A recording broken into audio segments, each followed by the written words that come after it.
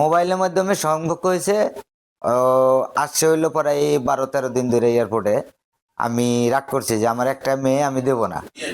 পরে মেয়ে আমাকে বলতেছে যে তুমি না দাও আমি তাও চলে যাব, আর যদি দাও তাহলে তোমাদের জন্য ভালো হবে।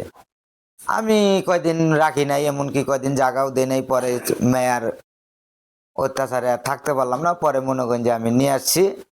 আনার পরে আমাদের এখানে কাজী সাহেব আছে, সরকারি কাজী, তার মাধ্যমে বিয়ে শাদী পড়াইছি। 2-4 লোকও আছেন, লোকজন জানায়া তাদেরকে আমি বিয়ে দিয়েছি। আর সে যদি নিয়ে যেতে চায় আমি মেয়ে দিয়ে দেবো।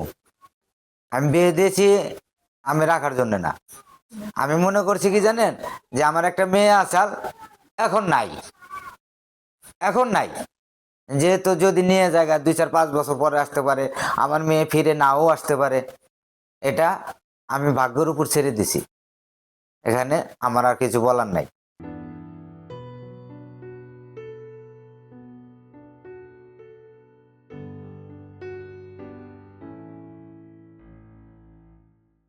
তার ব্যবহার তো অনেক ভালোই আছে।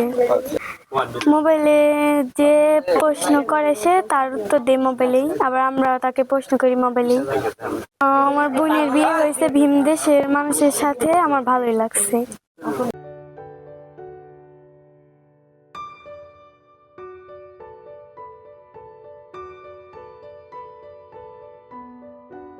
ভালোবাসা কোনো সীমা মানে না। যেমন চীন থেকে চলে এসেছে আমাদের বাংলাদেশের এই টাঙ্গাইল ডিস্ট্রিক্টে, তাহলে কত দূর, 7 সমুদ্র 13 নদী পার করে এসেছে এই টাঙ্গাইল ডিস্ট্রিক্টে।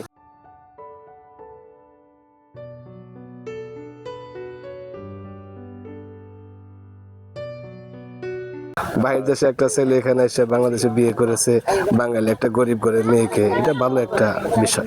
আমি ছেলেটারে একবার দেখছি, আছে ভালোই আছে, ভালোই মনে হচ্ছে।